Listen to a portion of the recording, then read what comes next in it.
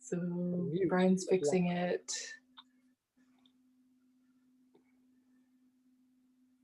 There's just okay. So maybe there's audio now. Okay. Maybe. Brian's running in the other room to check it. It's all very technical. But this is Portland Horror Film Festival presents Villainy, H.H. Holmes' own story. And we're here with playwright John Strysik and composer Jay Wolfall. Hello. I did that much better the first time, but there was no audio, so sorry. Yeah, it worked fine. Well, hello. How are you guys doing tonight? I'm villainous, so I'm doing good. Okay. Jay looks like a villain. You look like a poster at a post office, Jay. What do you want it for?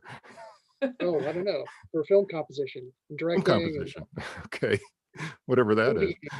Movie. So John, first, how did you come to write?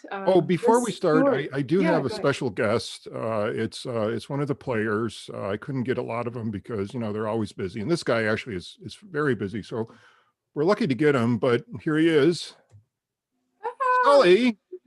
He played. If you saw the play, he, like everybody else in the play, he played different parts. He played Julia and Emmeline, and he was a real trooper. But we had a very small crew. In fact, this was our skeleton crew. I am Paul Winchell, Jerry Mahoney. Anyway, this is his busy season, so get the hell out of here. Bye. But Scully was a real trooper, and this is the real skeleton we use. It's not a real skeleton, but it's the kind they use in medical classes because it's correct. Very yeah, he's got all his cartilage and everything. He's got the cartilages and everything. So see ya. Bye, Scully. So do you want to talk about the origin of the play, or yes, I would love to know, were you always interested in H.H. Holmes? It actually goes back to it kind of goes back to 2006 again, because I worked a lot with Stuart Gordon, and we had done a film called Stuck, which was kind of ripped from the headlines. It was based on a true story, and we're both Chicagoans, so we knew this. Holmes was always in the background. Every Halloween they would run up something about him, and of course the book Devil in the White City was out too. So I approached Stuart and I said, well, why don't we try to do like a movie version of it? So he was interested, and I did a first draft of the script, and it came out to like 160 pages, which was really big. So we started chopping it up. It's a long story, but then we were trying to get it made, no interest. But then he knew somebody who was looking for miniseries, and we pitched the idea. And because we had done like 3 or 4 different drafts on the script, we had a miniseries. We had a 3-part miniseries, so we went to work on that, and it got optioned. And every draft, I hated it because it got more and more away from the true story. It was just total fiction. I mean, the only thing that was true was the name almost, So finally, when that kind of failed, although, in Hollywood, you make money doing this stuff, but it's frustrating because it never gets made. I wanted to go back to the source, because what always intrigued me about Holmes, and this is a good source book for it, The Strange Case of Dr. H.H. Holmes. It's got his real writings in it. And basically what Holmes did was, when he got captured, for these murders, he wrote 2 kind of confessions. And the first confession was, I think there's a picture of it here, was this one. It was Holmes' own story, where he's talking about like, well, I'm completely innocent. I didn't do anything. Everything's a fraud. Fake news, as a matter of fact. Maybe he invented fake news. So he's already in jail, and at a certain point, there's just so much evidence against him. He can't keep the ruse up. So William Randolph Hearst offers him $10,000, which is quite a bit of money back in 1896. So he completely does a 180, and he starts talking about these 20 people he killed, and in gruesome detail. So those 2 writings were kind of the basis of the play, and it kind of provided the engine. I tried to quote him as much as I could, because he was a pretty good writer. He was, he was a fan of Edgar Allan Poe. It was kind of purple prosy, but that was the essence of it. And the other thing about him too was, he was married to 3 women at the same time, and at the trial, and we have the transcripts of the trial, they all talked about him, and they all loved him. They said he was this fantastic father. He was a great provider. But he was this killer, this stone cold killer at the same time. So he's a fascinating character. And I won't keep going on and on about this, but the other thing that kind of proves that is when Devil in the White City came out, it got optioned by Tom Cruise. And Tom Cruise would have been the perfect H.H. Holmes. First of all, he looks like him. He's the same height. He's 5'7", which Holmes is. And that went on for years and years, and they keep developing scripts, and nothing happens. So he loses the option, and then who takes it up is Leo DiCaprio. Leo DiCaprio, it was announced that they were going to make this movie with Martin Scorsese directing it, which would be utterly fantastic, I mean. And I actually met the writer who was adapting it, Billy Ray, who did like, Captain Roberts, is that it? The Tom Hanks movie? Yeah. Phillips. And Captain Phillips. Captain Phillips, yeah. Phillips. And that didn't get made, obviously. And now it's supposed to be a miniseries at Hulu. And we kept praying when this play was on down here in Los Angeles that these things would happen. It'd be great publicity for it, But anyway, he's a fascinating character and a great subject for Halloween. So there. And Jay, maybe you want to talk about. Unfortunately, we were supposed to get the director of the play, Jeff Rack, but he's better people than us. He's doing his civic duty. He's actually at a polling place right now, helping man that, because here in California you can vote for quite a number of days. Mm-hmm. Hey, there's Brian. The real scares start. Wow, you're dressed like Holmes. That's pretty cool. It's our Victorian Halloween look. Yes. So anyway, like I said, I went back to it and tried to, and a lot of it is taken from, and also the period of it. 1893, the World's Fair. In fact, my grandfather, who was a boy of 14 years old, went to the fair. I mean, I actually grew up outside of Chicago, Joliet, which is about 40 miles. But you think of that fair and they think up to a quarter to a third of the country went to see this fair. And Holmes is right there with a hotel. So that's why they thought he was a murderer of maybe up to 200 people, but that's been kind of disproved. I mean, those were people that just went missing, you know. It sounded like there was some I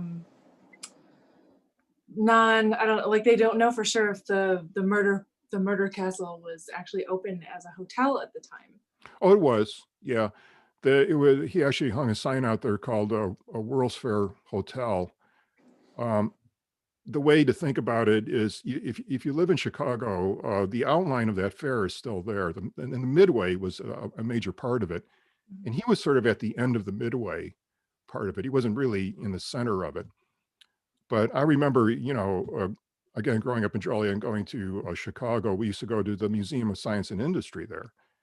And I always thought this was a huge building. I mean, they have a working coal mine in this thing. And it was part of the fair. And it's the only part of the fair that survived because it housed the art. So it had to be fireproof. So they made it from a stone, so it survived. And that was like one of the smallest exhibits at the fair. If I had a time machine, that's where I go back. That would be amazing to see that fair. And it was the first electrical light fair. I mean, it was just like, it had to be like something from outer space for people at the time. And I do have a big section in the play about it because I'm just so fascinated about that fair. I mean, it's must have been an incredible experience. It's a fascinating time period. My relatives went to that fair also. We found like a little spoon, a collector's spoon from that fair. And they came from Ohio, right? New York. They went from New New York. York all to Chicago. Yeah, I first heard about Holmes by reading this nonfiction account that Robert Bloch wrote, which was years and years before I ever met John. But yeah, I mean, it's the whole, the World's Fair was sort of a step into the future with lights and all this kind of stuff. And also in a way, like the Ripper in London, it was like a step into a kind of darker future in terms of serial killers and that whole kind of, people, lurking among the things. So it's a fascinating sort of best and worst of what's to come story. And John's play sticks really closely to the facts. It's interesting how sort of the, sorry. No, it's interesting how sort of the industrialization of the country and like getting your first notable serial killer seem to go hand in hand, Yeah. I mean, it was really, I mean, it changed the country, that fair really did, because that's a whole other story, which I have another play that hopefully will be done called Power and Light, and it's about Tesla and Edison. And Tesla being able to light that fair made, alternating current respectable, because Edison had this whole thing about how dangerous, and it is dangerous, obviously. But, that's why the electric chair was invented and all that kind of stuff. But people seeing that fair was just this amazing advertisement for it. And I mean, imagine a world without electricity. I mean, it's just how it deeply affects everything, that we live with today. So, but yeah, it would have been an amazing thing to visit. Oh, we've already got oh, go ahead. Oh, I was going to say, just the sources of this is an interesting shot. This is a pamphlet that Holmes put out, Holmes' own story. And this is where he's talking about how he's innocent, and he sold this thing for 25 cents, and it was it's quite a big seller. So again, it was every century has 2 or 3 crimes of the century. And this was one of them. I mean, every newspaper in the country ran something about it. It was in the zeitgeist of the time. And, I have a Google, those Google alerts where you put a name in, and I have H.H. Holmes. And every week I get something about this guy. I mean, it's unbelievable. He just does not go away. And at this time, I was supposed to have 2 productions of this play happening. But of course, we know we're living through the plague year, so that ain't going to happen. But it's an interesting thing to see alive because, and Jay can talk about, the video part of it, but parts of it like, when she gets trapped in uh, the safe and there's a blackout and Jay's got all this great sound effects going on and it's just really crazy. But when you're in the theater, you feel like you're in the safe with her. And every time I saw the play, I thought it just got me, and the same thing with the girl in the trunk, which is all true. I mean, the thing about the safe and Annie, Peitzel in the trunk. That's all true. In fact, they that whole bit about them finding the bones, and meanwhile, Holmes writing in his diary. I kind of put the two together, and all the letters that she reads, they survived. I mean, Holmes kept them, never sent them, and they're just heartbreaking.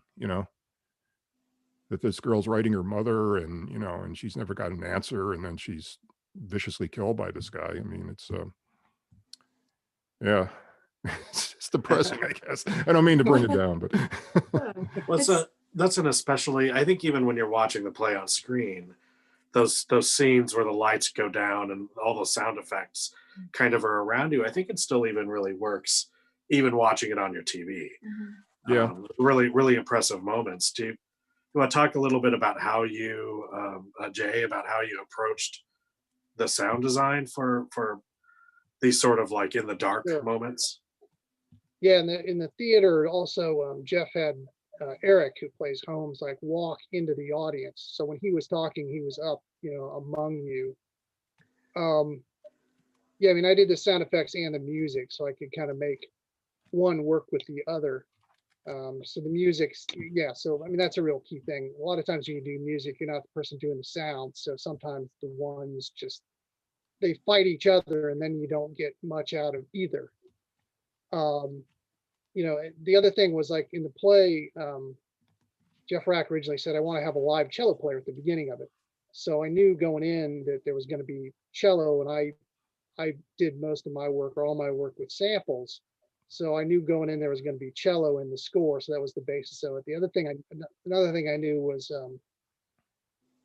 John mentioned the Beautiful Dreamer, which I knew that song. I mean, who doesn't?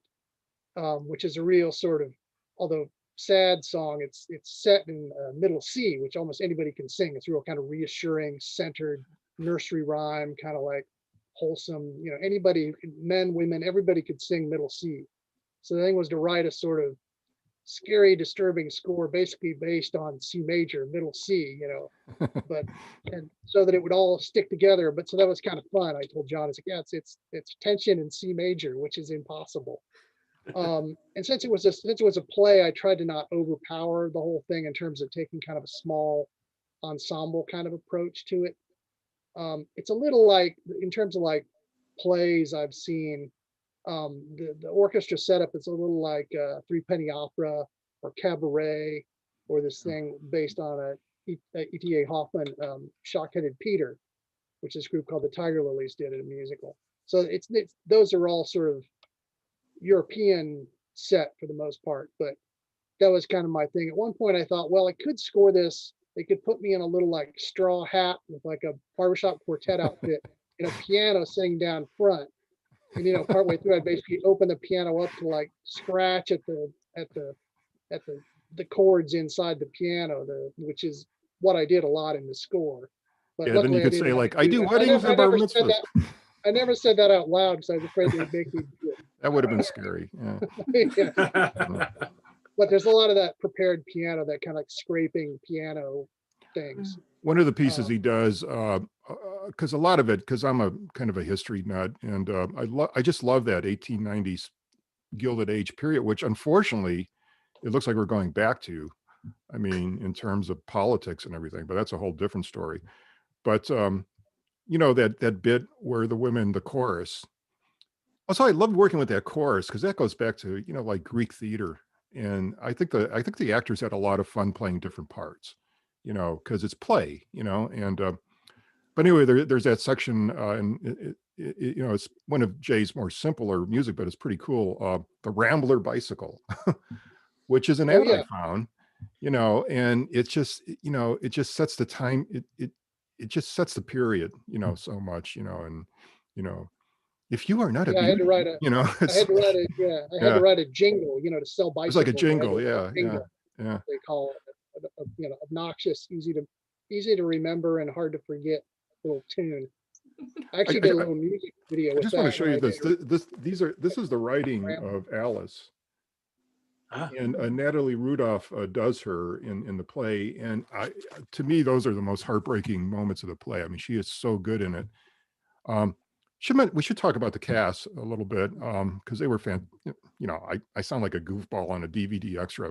Everybody's so great, but it's true, you know. And you know, Eric Keitel plays Holmes. He's the only guy that doesn't change. I mean, he stays in that part all the time, and it's a lot of words, and he's got to go through a lot of different emotions. And he got nominated for a Valley Theater Award for it, along with Tor Brown, who plays Peitzel, and he's kind of his spirit guide. I mean, it may be kind of vague, but there's a lot of quotes from the Egyptian Book of the Dead, you know, light as a feather, it must be your heart. And I thought one of the themes could be Holmes just confessing, you know, and so this guy could move on. And that's what this guy is trying to get him to tell the truth.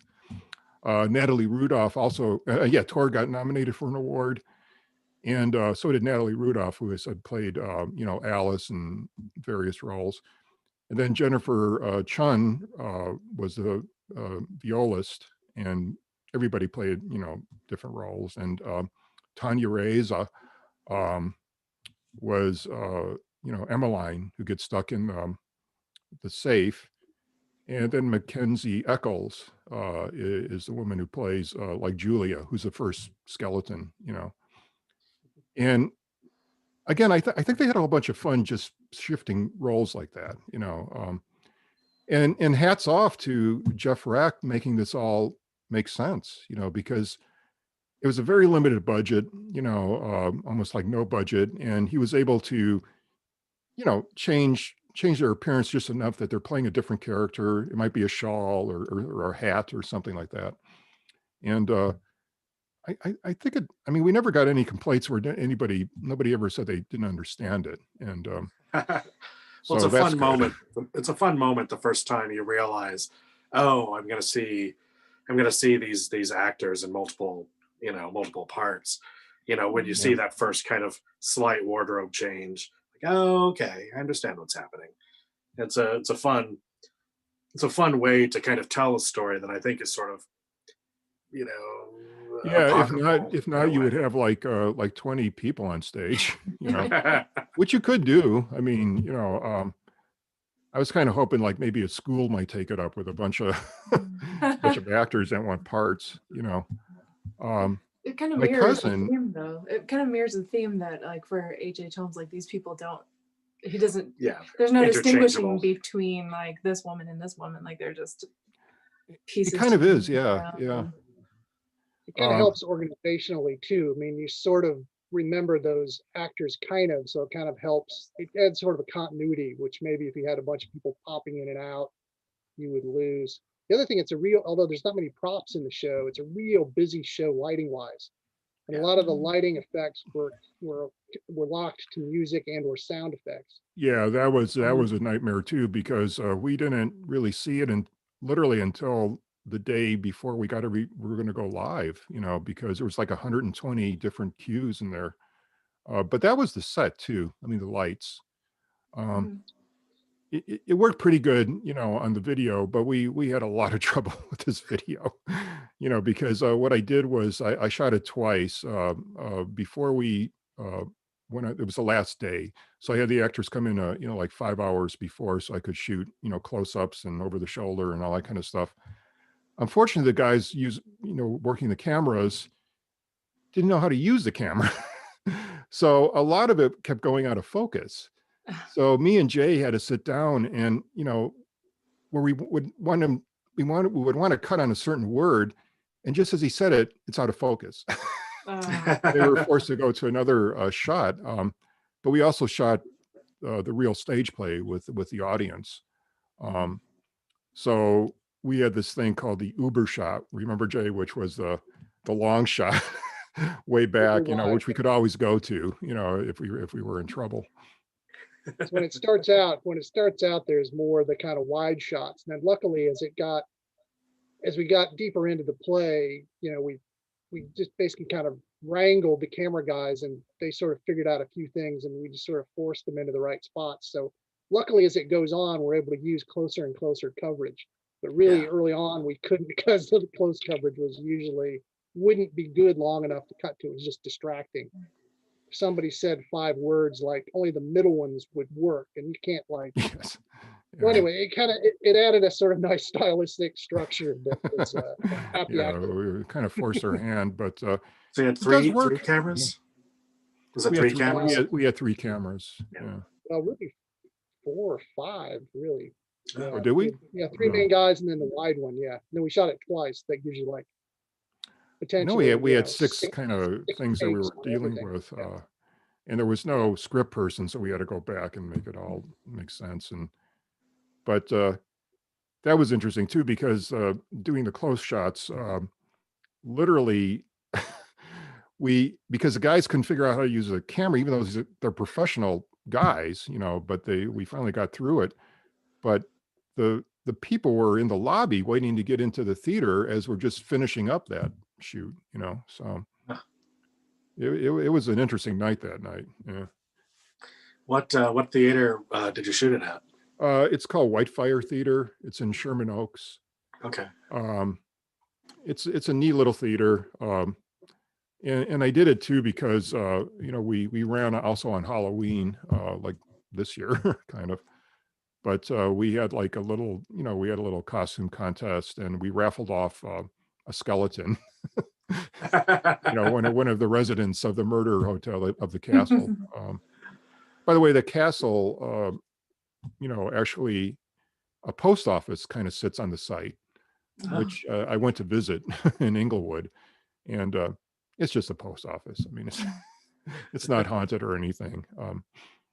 But you know, that was for a while, that was a tourist attraction in Chicago until it finally did burn down, you know. So you mentioned that Holmes sold his story for a quarter or something like that, but claiming that he was innocent. Did he offer theories as to who did commit the murders?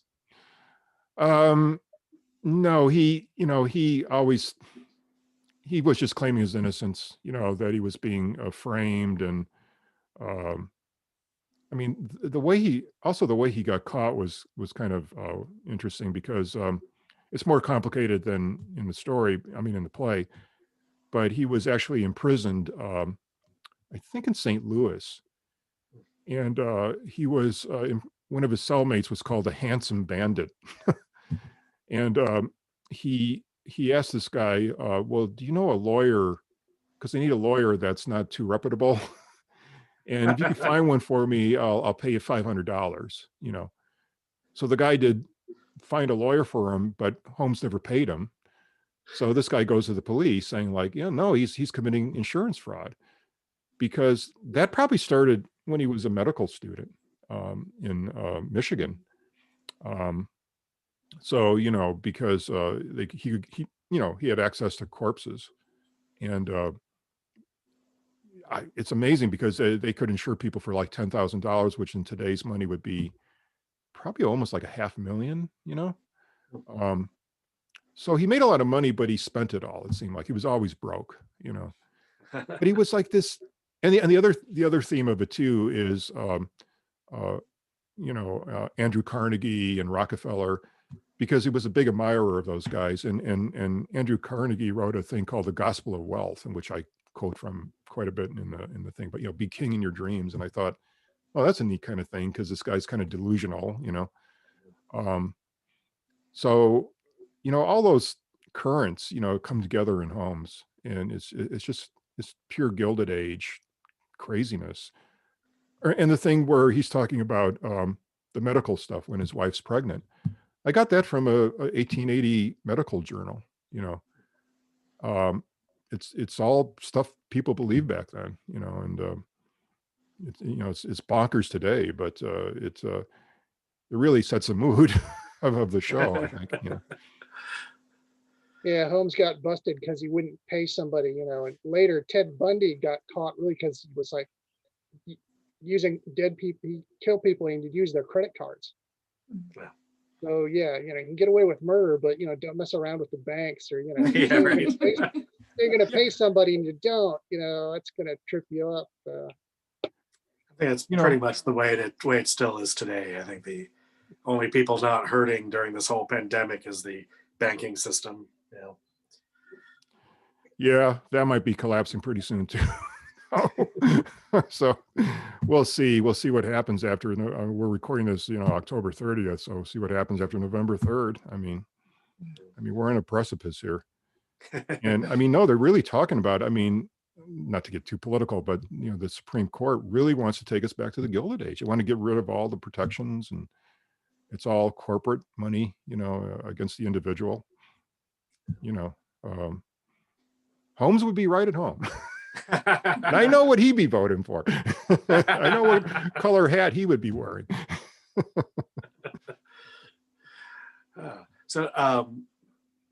With stage plays, it really, I think, it all really relies, on the performances and the music and the lighting and the direction all sort of coming together. Like how did you approach the lighting?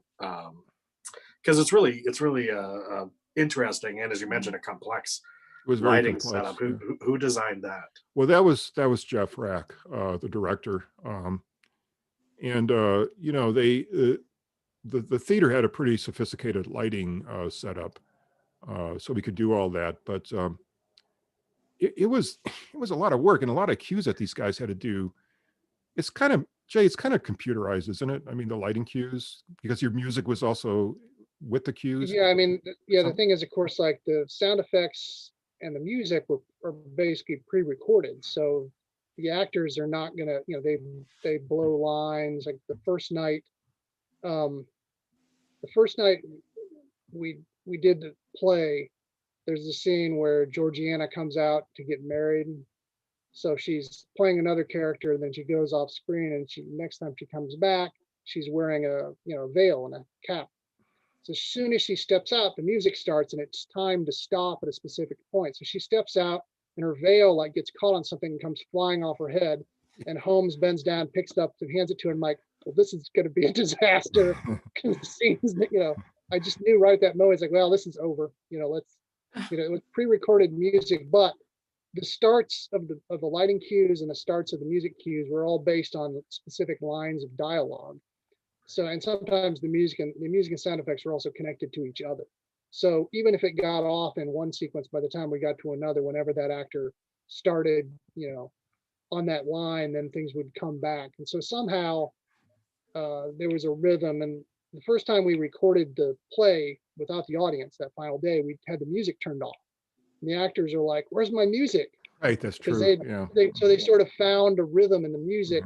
And although I wrote a lot of the music before the play was done, I'd read the script, and then I recorded a rehearsal, which I used to check and edit all the music into the rehearsal. But yeah, they kind of found a rhythm between the two.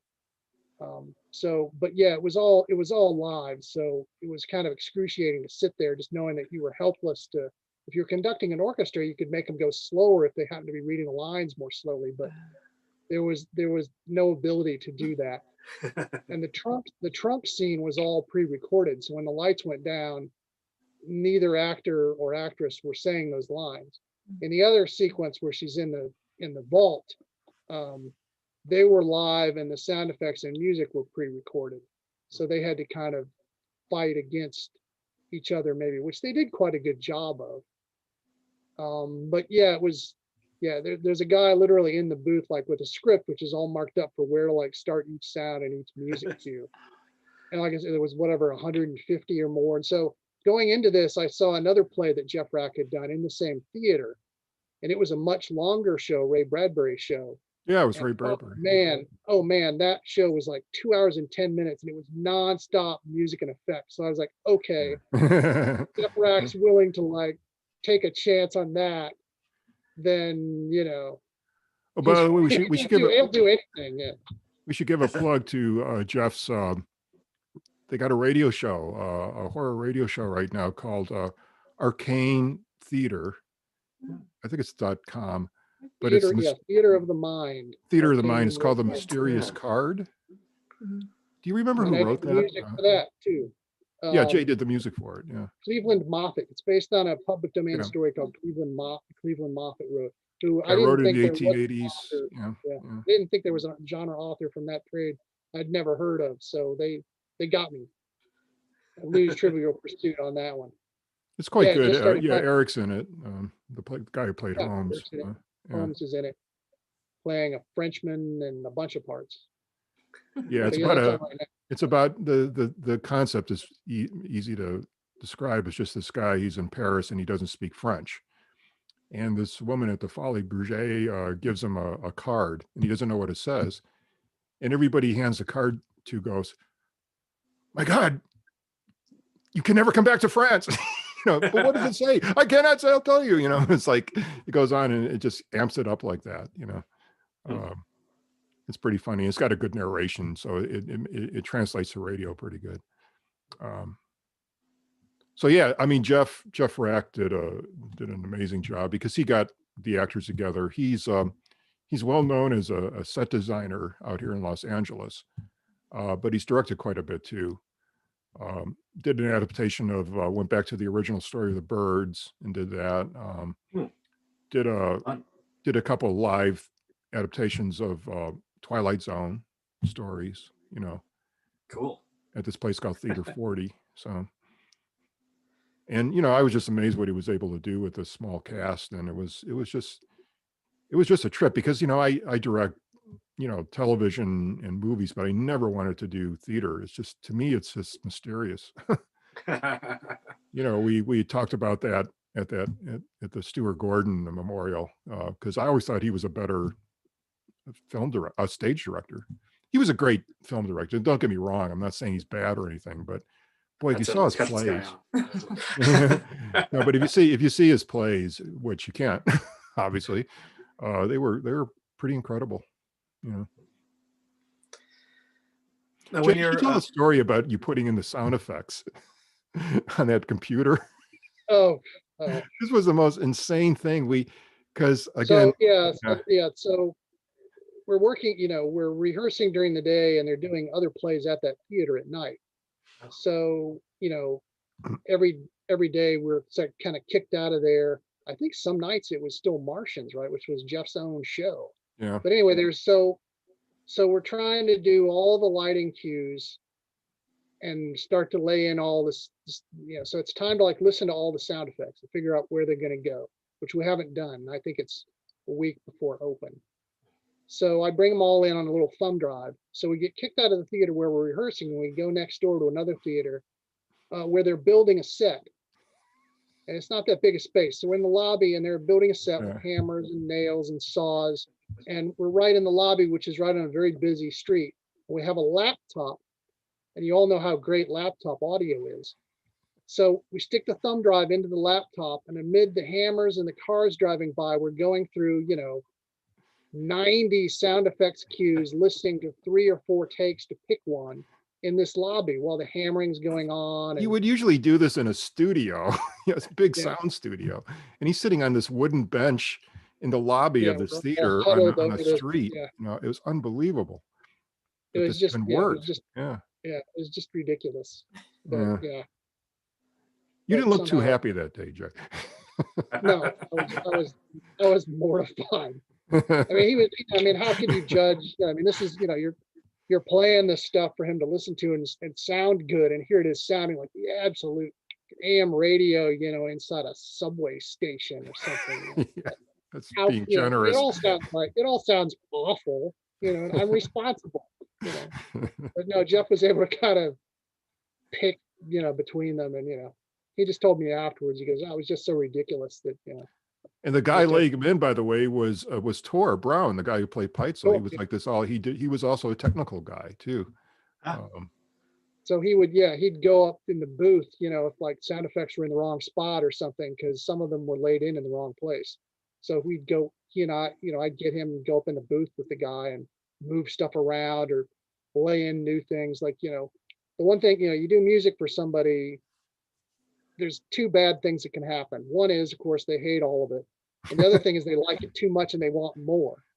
So that was kind of that was sort of what, so there's this one cue, just, it's really good, but shouldn't it go on longer and start earlier? And I'm just like, I got all these sound effects I'm doing, plus I'm doing new, So I fixed it, but it's just like, that can be a real problem. It really wasn't that big a problem with Jeff Rack, but it was just all this stuff trying to come together at the last second.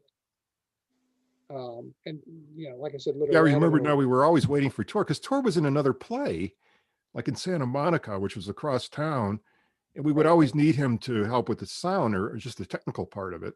Right. And he would like get there at the last minute and somehow he did it. He's an amazing guy, but and he worked at like a 7-Eleven or some like all night thing. So when he wasn't like working on the one play, our play, yeah, he was down like staying up all night working a job.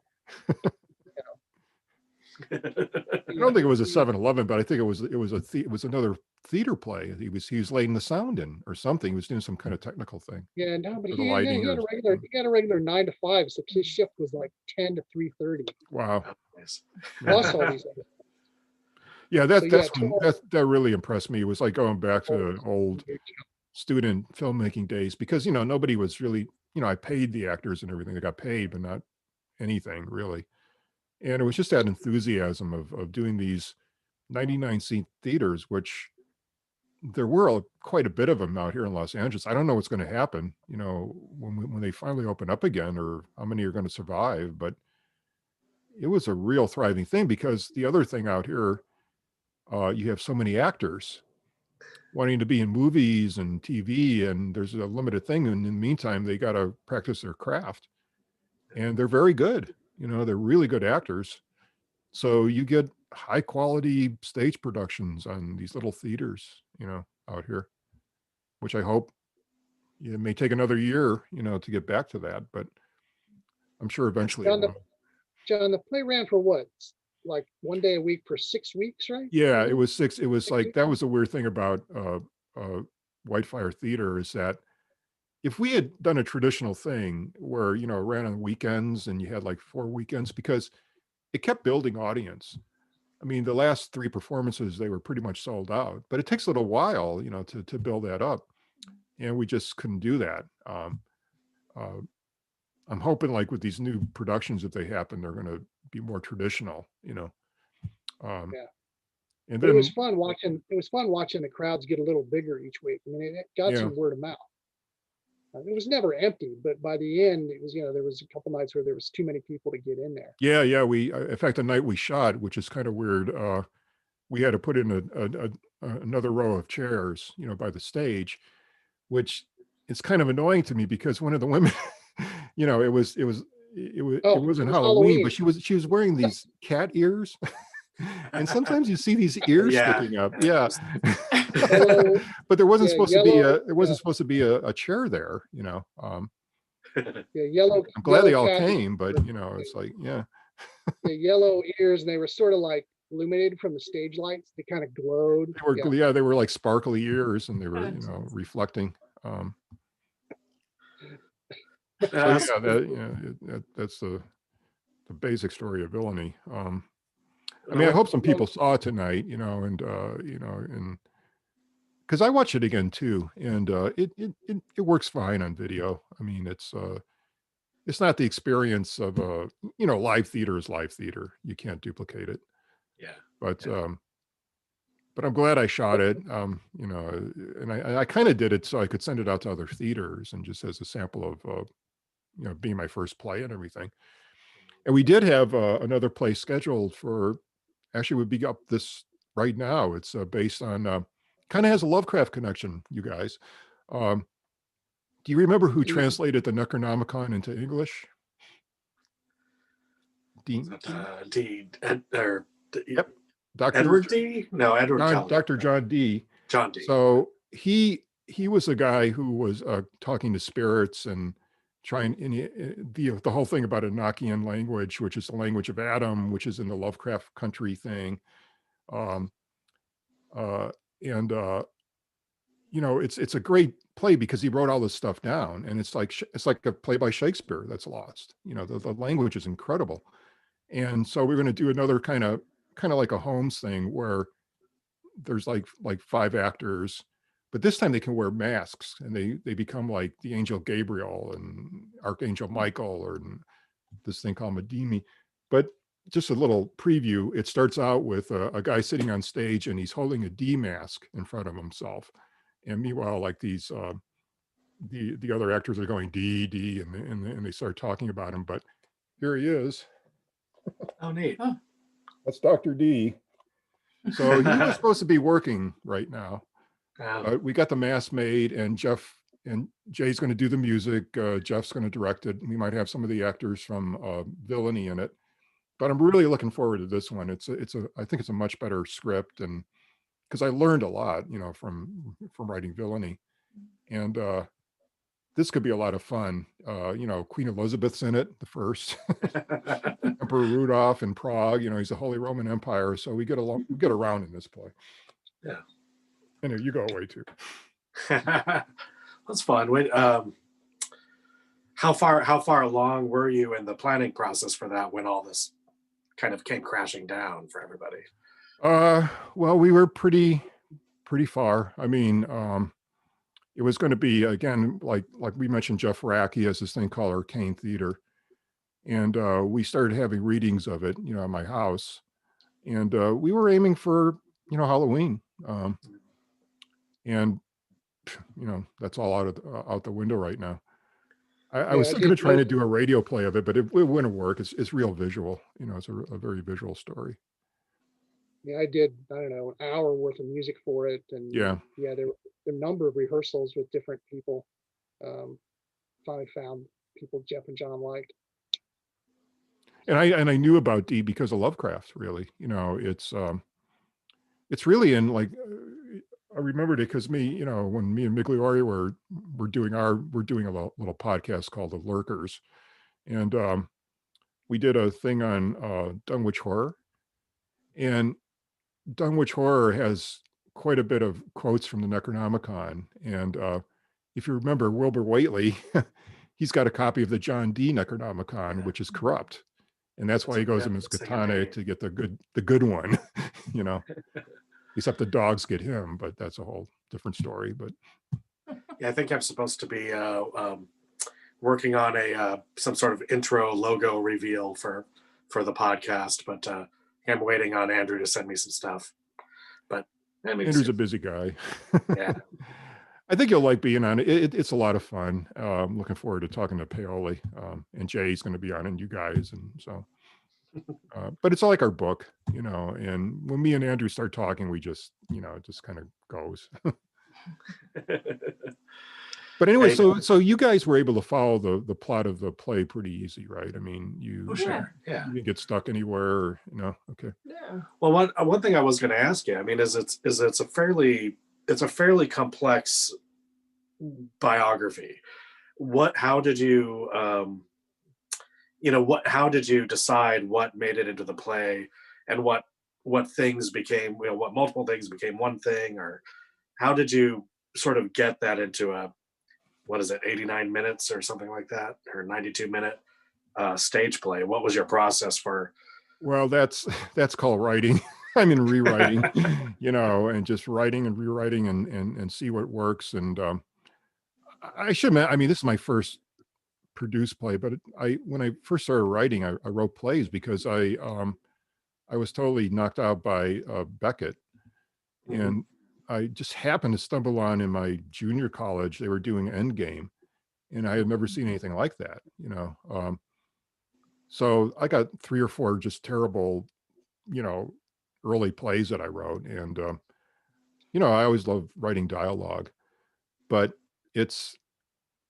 writing is weird too, because like a lot of this, okay, was like, you know, basically, you know, going through books and outlining them and making, you know, things, oh, I want to put this in, or, you know, you highlight stuff.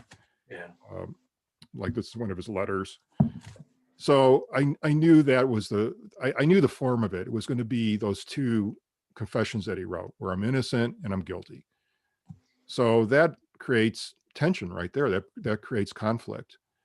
And once you have that note, then it's like, that's the path you take. And then I knew I wanted to get stuff in like, Andrew Carnegie, The Gospel of Wealth, and the World's Fair, and that kind of stuff.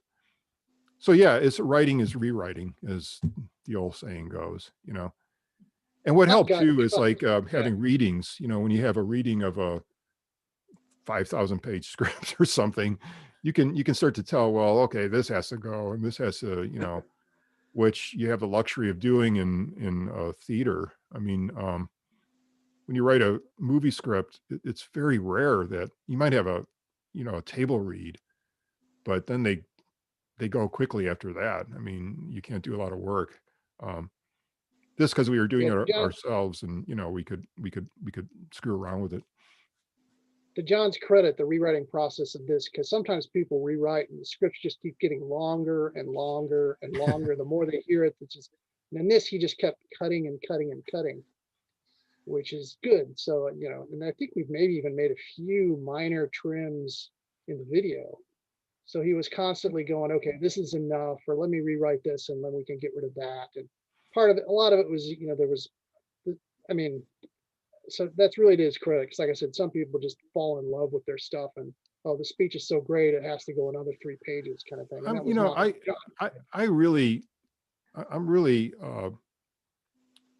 I'm more in the 90-minute movie. I mean, that used to be the standard, a good hour and a half film, instead of these behemoth 2.5, 3 hour special effect crap. A good 90 minutes. I mean, in the old days, the genre films, film noirs, they're like 70 minutes, maybe 80 at the most. And they move and they're great,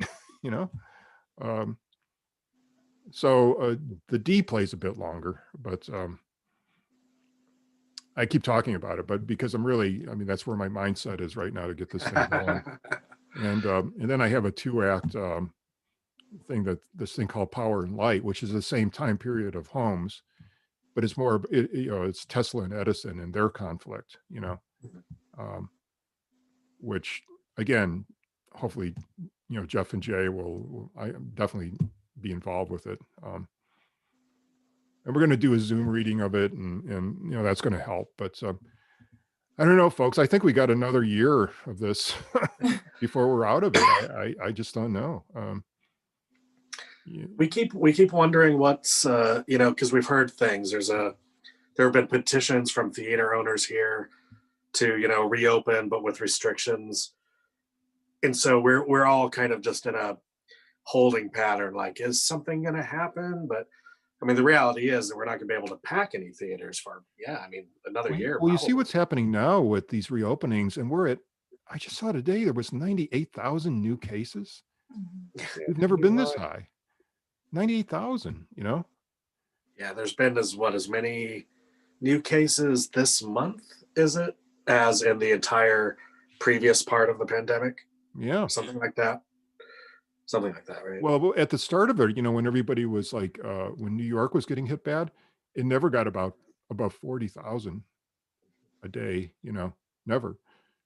And then in July, it got to like 60s. Now we're at 90. And it's going to be 100,000 cases a day, during the winter. I mean, me and Jay are lucky down here in Southern California, except for the fires.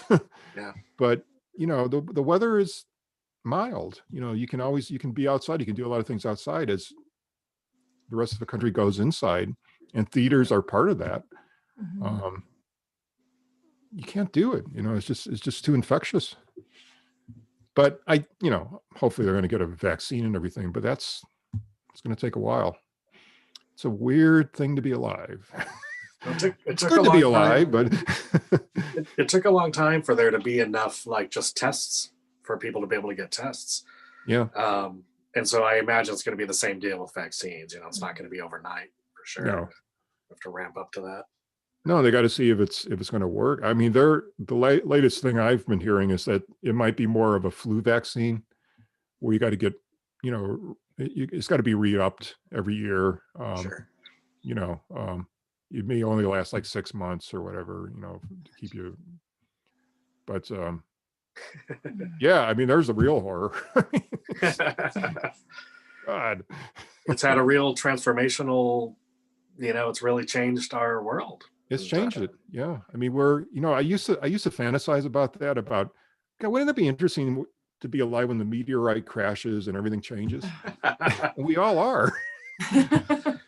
It is like an H.G. Wells story, the little, virus that killed the Martians. I mean, I have to admit, for the first, 2 months or so, 2 or 3 months, I was kind of loving it, like a little bit. Like I didn't love that people were dying, yeah. but I kind of loved the strangeness, just how weird it was, the empty grocery stores and the, freeways with 2 cars on them. And it had a cool sci-fi quality to it that disappeared pretty quick. But no, it's rare you ever live through. Now I'm tired. It's rare that you live through a definite turning point. Usually that's hindsight, 2020, you could say. But Yeah, we're living through it. Yeah, watch the beginning of the Omega Man with Charlton Heston, Yeah. or Soylent Green again with Charlton Heston, both set in Los Angeles. They open with people on the street coughing and people wearing masks and all this stuff. Is like, wow, this seemed like a sort of alternative history, because it's set in 1980 or whatever, but Soylent Green set in like 2026 or something. It's like, yeah, well, that's going to be just about right. People sleeping on top of each other in stairwells and green skies, and it's weird because the film business pretty much completely shut down, film and stage stuff.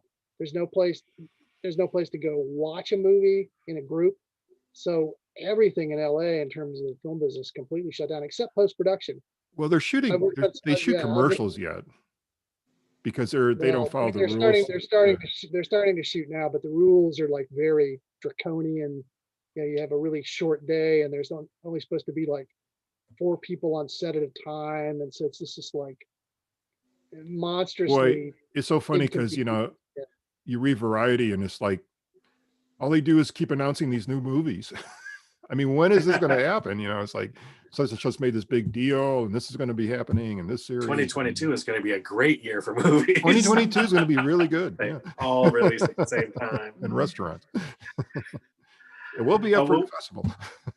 Well, we were just seeing something about soap operas, maybe, that they're kind of filming again, that where they're, they have like sort of make out scenes where the guys are clearly making out with like dolls, that Wow.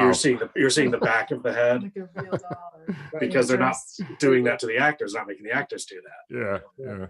But they've also like bringing in their significant other. So the close-ups are them like kissing their wife, or they cut back the wide shot, and it's so they pre-record that, and then they just cut it into the live pseudo smooching. Or just do CGI of they could do that too, like avatars. Real fake on the face. By the way, Jay has a soundtrack, if anybody's interested, of that's behind him there. He just put a new one together. It's 78 minutes of music. It's really good. You should tell where they can get it. And please. Yeah, they can get it. You can get it for download or on CD. Just send me an email and I'll send you a link. You can buy it and it'll get shipped to you in either format. It also has the vault scene, because John was like, "Oh, you got to put the blackout." Oh scene yeah, on. yeah. So it's got extras of the pre-show music and all that sort of stuff. The vault scene is like jwolf.com. jwolf.com. Okay. Just go there and email me, and I'll send you a link. Cool. Just uploaded a couple minutes ago. the vault scene is like music concrete, you know, I mean, because you're using sounds and making that into music, and it's really good. I mean, the whole that's actually, that is one good thing about the video, is that, as Jay was talking about live, you know, sometimes these cues are off. Here they're perfect. I mean, they're right where they should be, and it's very effective. Well, did you go in and make them perfect, or was that just a great night? Because, you know, presumably when you're recording, you're also recording the ambient music. Right, but the actors were wearing wireless mics, so actually the music was virtually inaudible. When we shot it in the afternoon, because we were stopping and starting a little bit, there was no music or sound effects at all. At night, there was all the live audience, and stuff. So sometimes we're stealing audio from one place or another. So the audience reaction is genuine, but it's cut into a close-up shot that afternoon. Right. So it blends surprisingly well. And the actors did pull it back a little for the close-ups, so they weren't totally, back row of the theatering it out when we shot the close-ups during the day. I gotcha. A lot of it kind of fell in just right. There are some things that were right never, in the show. But like I said, the actors kind of fell into a rhythm with the music over time, their cadence and the cadence of the music. But yeah, we were able to get all that just right. Well, but the used too, yeah. The vault scene music is different. It's much more amped up than it's the actually play. a little shorter. Yeah, that scene would play shorter and longer each night. So I took the original piece of music, the length that it originally ran, and then just conformed the actors to match that, since it was all blackout anyway. Because that scene, each time they did it, got longer. It was all pretty much just improvised, while she was dying. So in that case, I was like, okay, I've had enough of this music. Let's not use the extended version. Let's use the original piece as a kind of a whole piece of music and just fit the voices in. But all the echoes and all that sort of stuff were added later. It's funny, the when she's in the trunk scene, I had originally thought we could have somebody in the trunk for that whole scene, but no, that's ridiculous.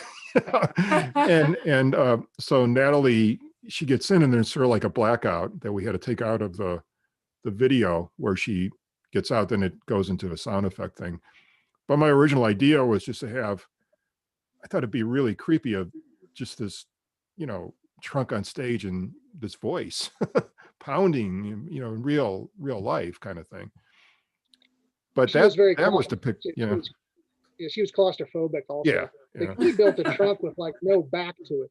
That's something that sometimes on stage that moment worked and sometimes it didn't, in terms of getting the lights. Sometimes the lights were still going down where she was. You see her escaping, kind of deal.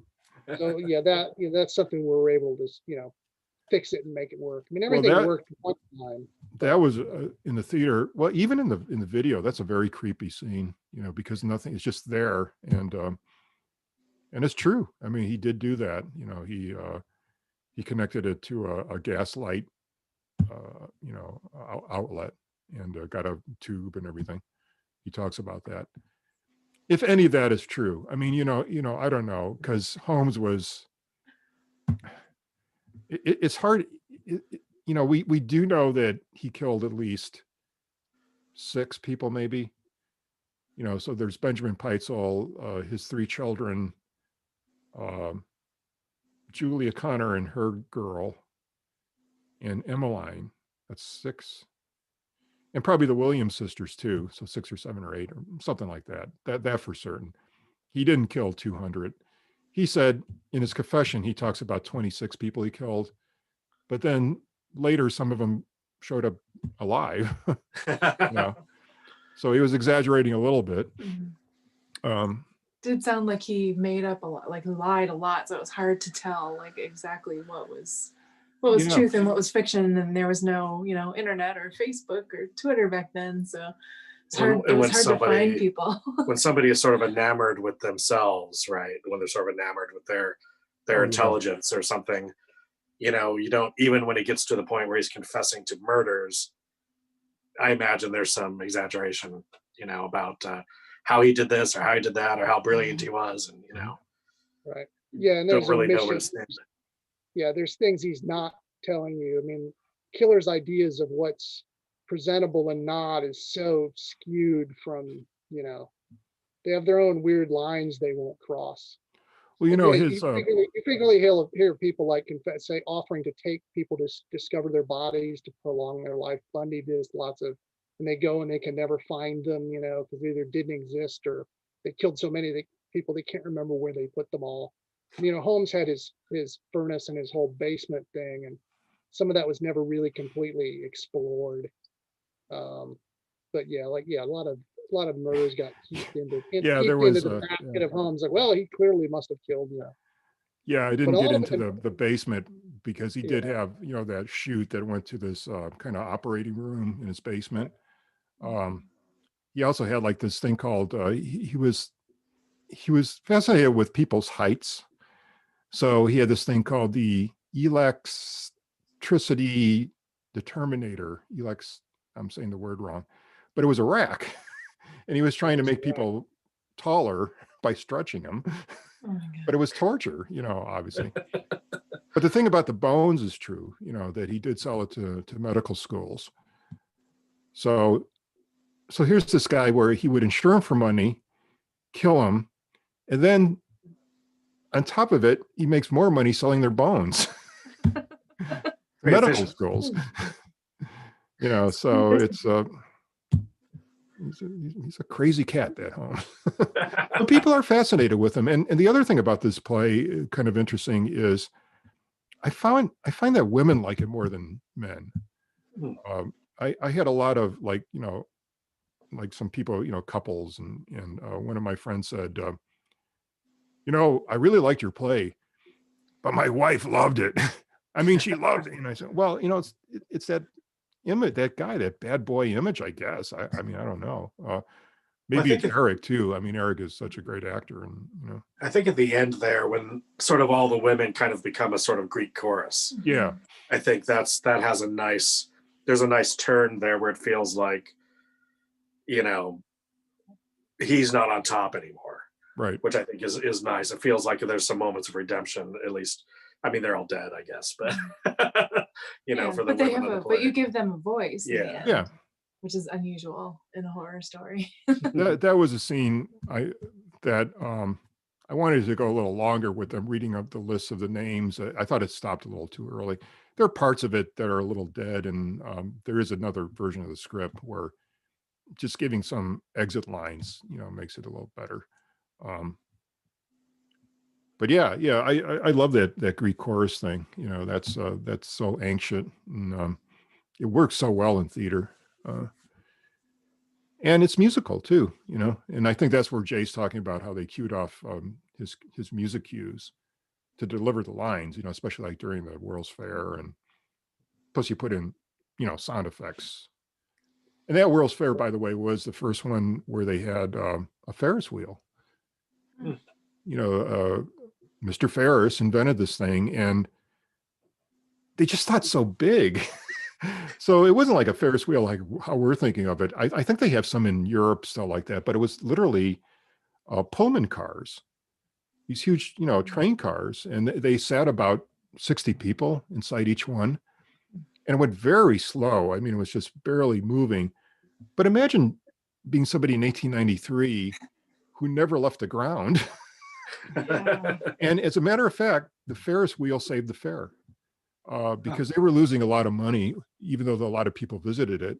And it was really the Ferris wheel in the Midway that was the big money maker of the fair. Because, the hoochie coochie, like that bit, that's all true, with a little Egypt. And they did have those mummies, the Seti the First, and well, they said they were real. But it was also a thing where those people at that time could come in contact with other cultures, so they had like, like, well, we call them Eskimos, but they don't call themselves Eskimos, but those kind of cultures, and Polynesian cultures, and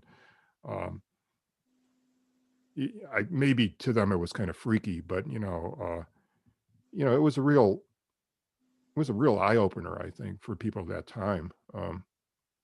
Before mass communications and internet and all that kind of stuff. And I always thought it was so funny where they had this huge aquarium they built, and next door was a seafood restaurant. It was kind of interesting to me. Yeah, I mean, it's and a balloon too. They had a balloon, where people could go up and they might have had talking movies too. That is true.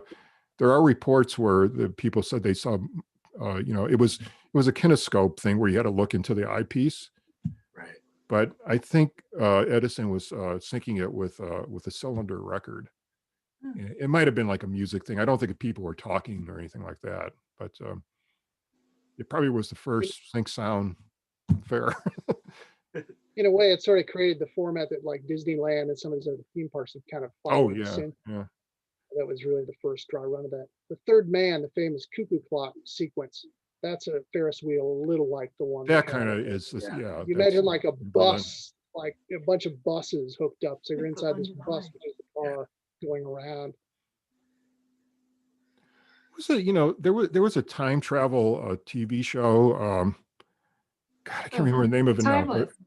Timeless. Is that the Was name? the with the mothership and and they went to the murder It castle. was like an and eye. It was that like an they eye did thing, and they go Timeless. back to the fair. Yeah. Yeah, we watched that. But That do was you remember? maybe not a great show, but it was fun. It wasn't fun. a great show, but if you remember the fair scene, and it only lasts a little bit, but they have a shot of Chicago, and it's very dark, but suddenly there's this huge explosion of light. You know, you can kind of see the Ferris wheel.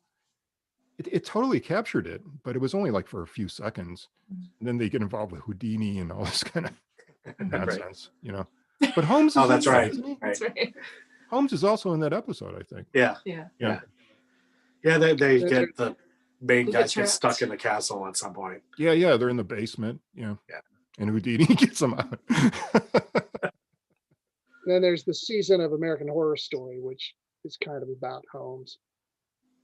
Yeah, where there's a murder hotel. I never watched it. Right. I have a friend that directed a lot of those, but Yeah. were you into American Horror Story? Do you ever watch it, or Yeah, we a little bit? we kind of fell off somewhere right after the hotel one, I think. Oh, So we're okay. probably We didn't 3 finish seasons it. behind or something. But I don't know, we like them. But you know, sometimes you like them, sometimes you don't. But Yeah. it's good. It's good stuff. It's pretty fresh TV, I think, all things considered. Fresh TV. Oh, I guess we've been on for a little more than an hour, so we should probably start wrapping up. We do have some comments from the live audience though. Oh, sure. Do they have any questions or? No questions, but Corrine says, hi, I really enjoyed the play. A very cool format to the storytelling with the past and present intertwined. Yeah. Thank you. And someone else said they checked out the Gospel of Wealth, and their comment was, whoa. Yeah. So everyone put that on your Convert. list. Put all your eggs in one basket. Oh, I was going to say, yeah, the speech, the gallows speech, that's taken verbatim from Holmes when he was hung. And suddenly he says he killed 2 people. Where that came from, I don't know, you know, although he was convicted for killing Ben. And the evidence was pretty much, because he never, that's the only thing he was tried for, his murder. And as during that trial, they were discovering the bodies of his kids, you know, of Alice and Desi and Howard. And I think they had 5 kids. So I saw this, and I can't find it anymore, but I saw it on YouTube somewhere. Somebody did a documentary with Peitzel's great-grandchildren talking. It was kind of fascinating, you know, just saying how, you know, their grandfather wasn't an evil guy, and he was just, you know, kind of like, you know, part of this, got mixed up with this crazy man, which could be true. And you know, he probably wasn't how I depict him in the play. I don't think he was.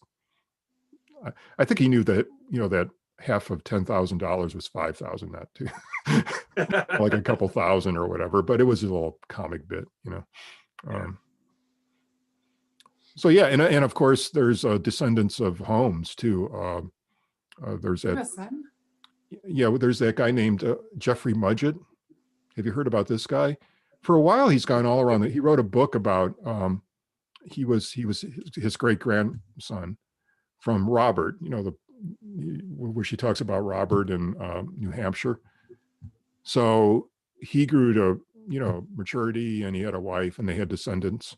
Look up Jeffrey Mudgett, yeah. And he wrote this thing called Blood Speaks or something, where he kind of talks about his great-grandfather possessing him for a while, because it was a secret in his family they didn't talk about. And he had a TV show. I mean, he had a series where, as if Holmes wasn't bad enough, he wanted to prove that Holmes was actually Jack the Ripper. Oh, I've heard that. That he went to London and he was like Jack the Ripper in 1888. Yeah. you know, so, and that he wasn't I've heard buried. that brought up before, but They dug up his grave, and he was going to claim, no, it wasn't, because he gave his, you know, DNA so they could test it. But it was, the person in the grave was Holmes. I mean, it wasn't, you know, he was buried in, and that whole thing about being buried in concrete is true. But I was trying to get him to come to the play because he lives out here. I think he lives, maybe San Diego or something, but fairly close. And a friend, I found somebody to contact him, but he never did. It'd be interesting to see his take on it. Yeah. But yeah, so just Google Holmes, and every week you'll get something about it, especially this time of year. There's so many murder castles. Oh, there was a musical. There was a rock opera done in Baltimore where you can see it. If you just, it's called Murder Castle. Oh. And they have excerpts of it. It's this huge stage production they did. And then in LA, we saw a musical version of it after you know, Villainy, which we didn't like too much. Did we, Jay? You saw it, right? Did you see that musical? No, I think it was supposed to, I don't think it ever actually got staged here. I think COVID wiped that out too. No. This was this was I never saw it. this was at I never Sacred saw it. Fools. You know, we went to see it. I forget the name of it now, but But yeah, so there's 2 musicals, you know, in addition to, you know, our play. yeah, and you know, eventually, supposedly there's going to be a Hulu series produced by DiCaprio, Right. which I hope they can. I hope they do. You know, it'd be great if it's done, you know, accurately. Not like the thing we wrote for the miniseries. That was really pretty bad. But Didn't But the anyway, miniseries, they made you add a hooker with a heart of gold to the miniseries at one point, right? yeah, they thought Holmes was too mean, or you know, it's just, the notes are just ridiculous. well, you know, he's got to be charming, right? It was a lot of work. I mean, you know, it was like 3 90-minute scripts that we had to write, you know, for this thing. And Stewart was trying to direct it, but I don't think it never got made. So who knows, you know? Yeah. But I'm glad, you know, it did inspire me to write this, because I never understand why, when you do something historical, why do you change everything? I mean, something attracts you to that piece of history, but then we got to change it. Why? You know, a lot of times it's kind of complicated to do it accurately, obviously, because history isn't a straight line. But it's just like people adapting Lovecraft. Why change him so much? I mean, you know, if you love Lovecraft, we're going to do an episode on that. It's like, why? Maybe you guys could be the guests about why adapt Lovecraft.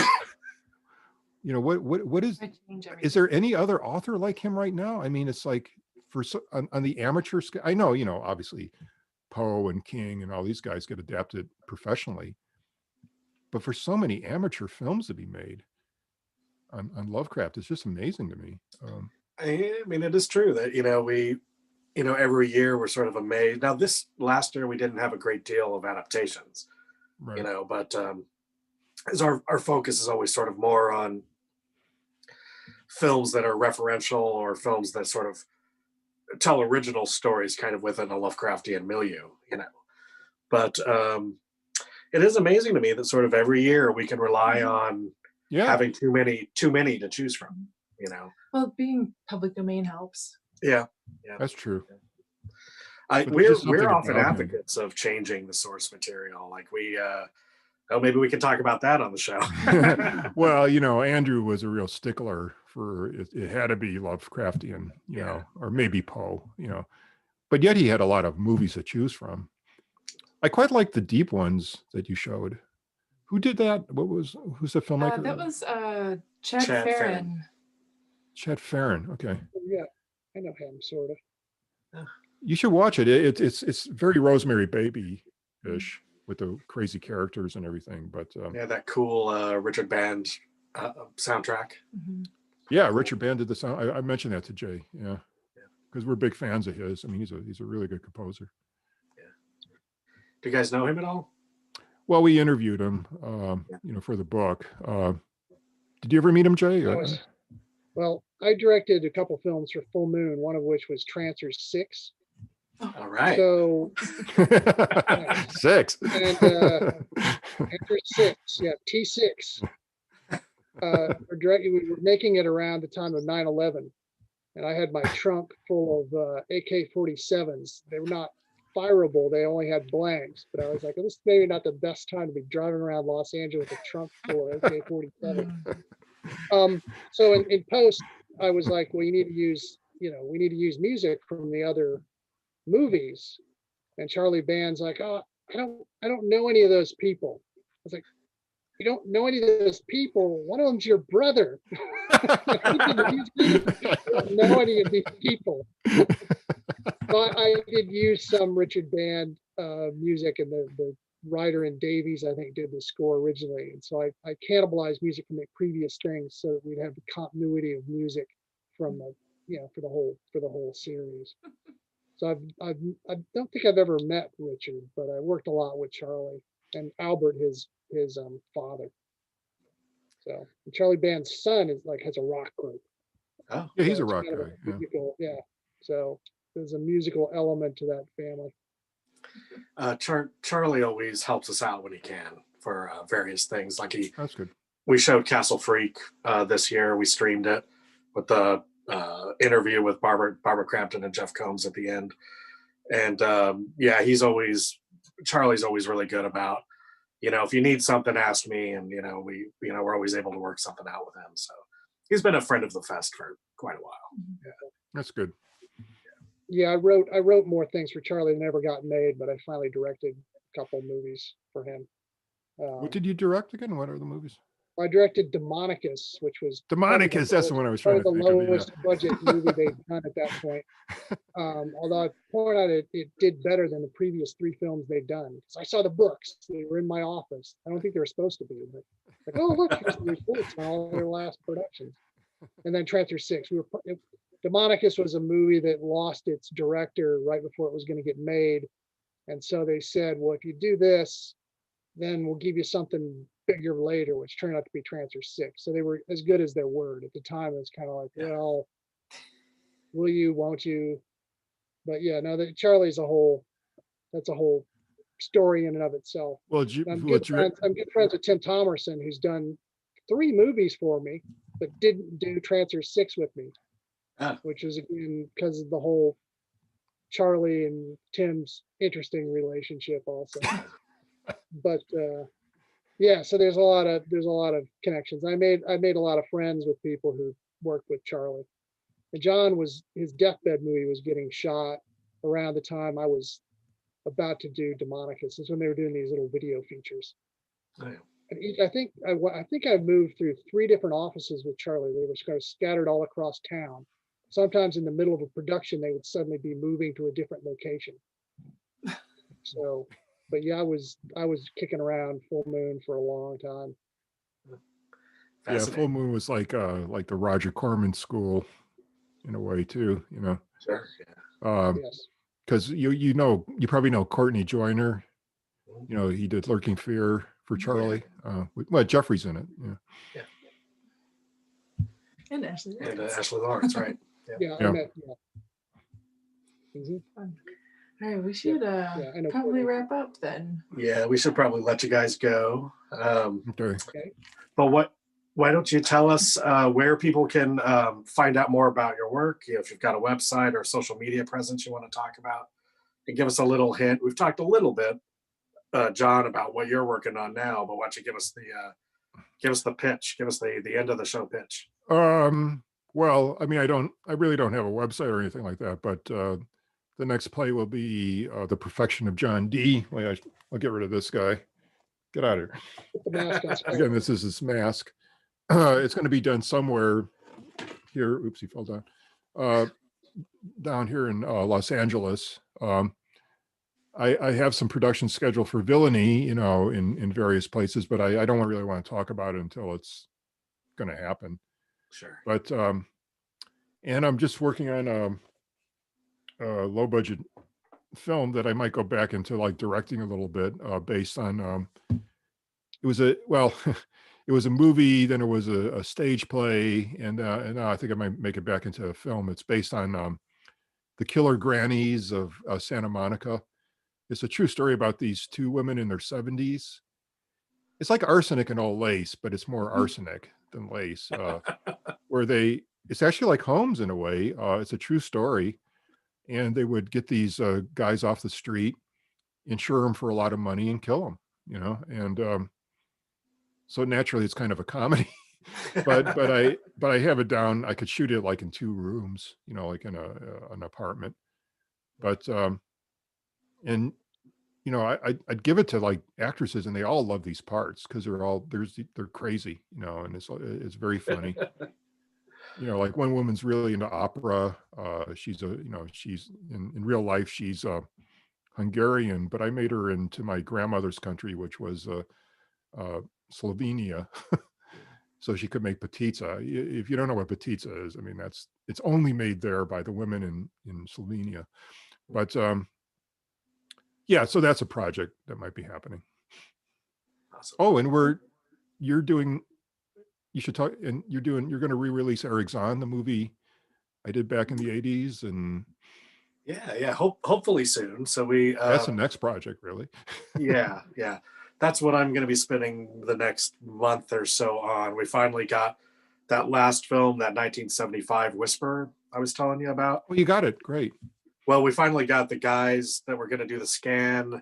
They couldn't do the scan because of the pandemic and their machine needed fixing. They finally got a new machine in, so they're going to hopefully start scanning it like in the next week.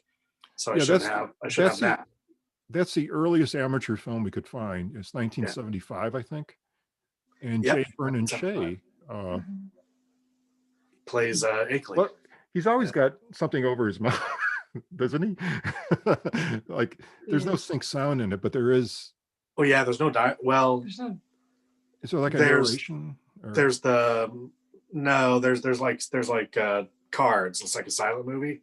Oh, so it's cards that describe it. But there are moments where like you hear the cylinder talk. Oh, that's it. Okay. Yeah, I haven't seen it. That's pretty neat. It's pretty neat stuff. Yeah. It's definitely it's a labor of love. Yeah. John and I are putting together several of our short literary adaptations into sort of a which he told you about. Yeah. Twisted lit.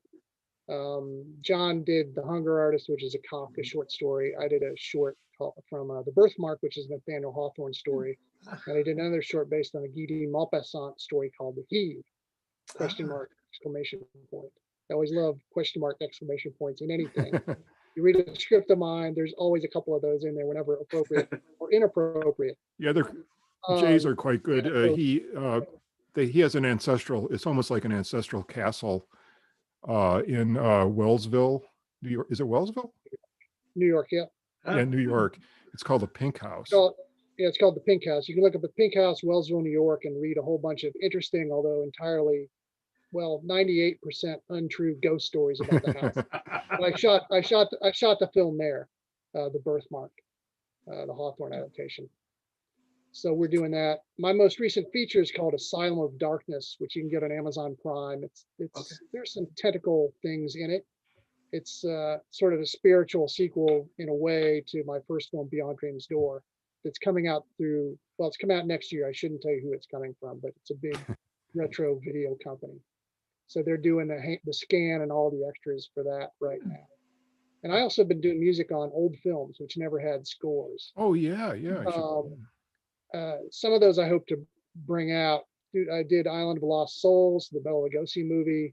And through that, I got to know Bela Lugosi Jr. and Lynn Lugosi, who are very nice people.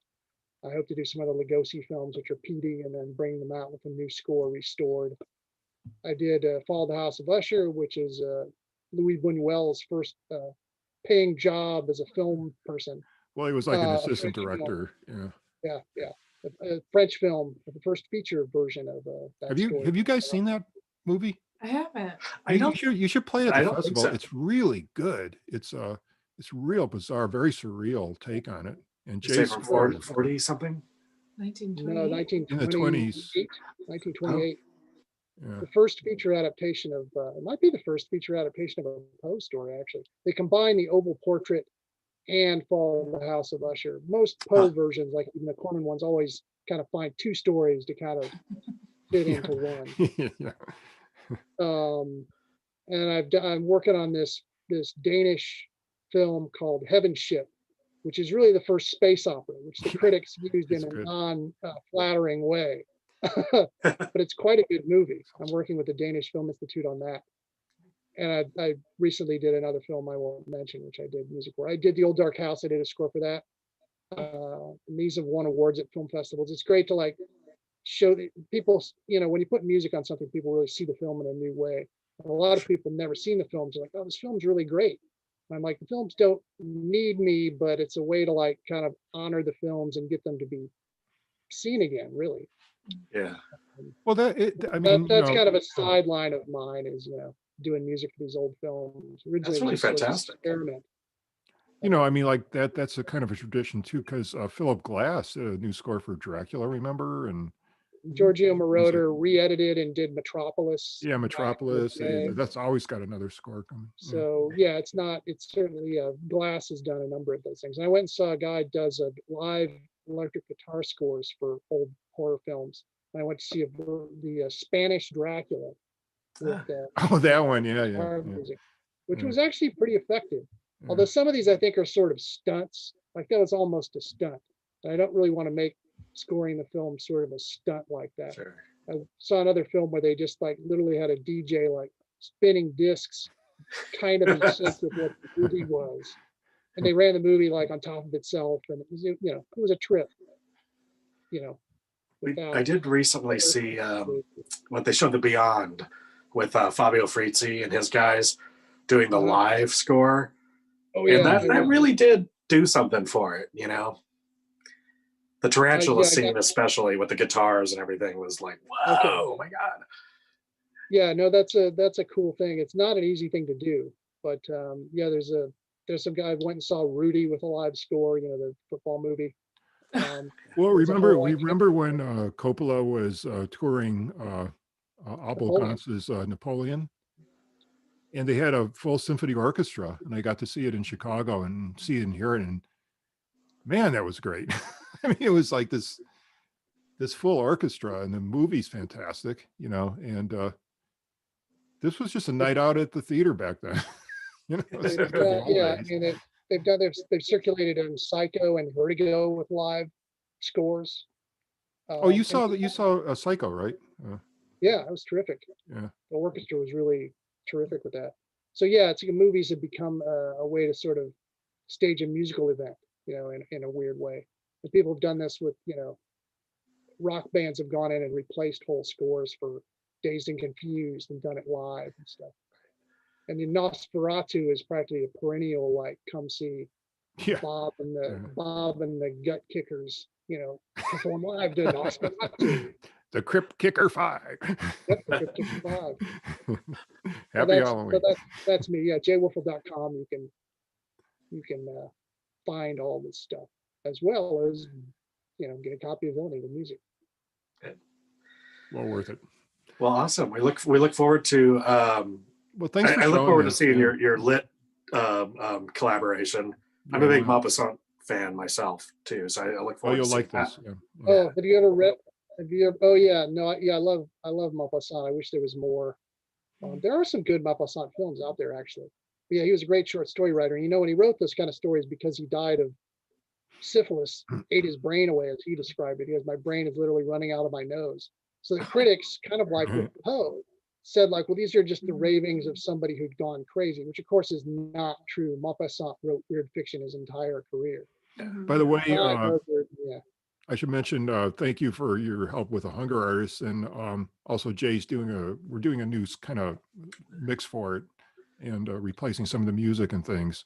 But that got me to work in Hollywood, because it was funded. I got a scholarship for that from William Friedkin. Oh yeah.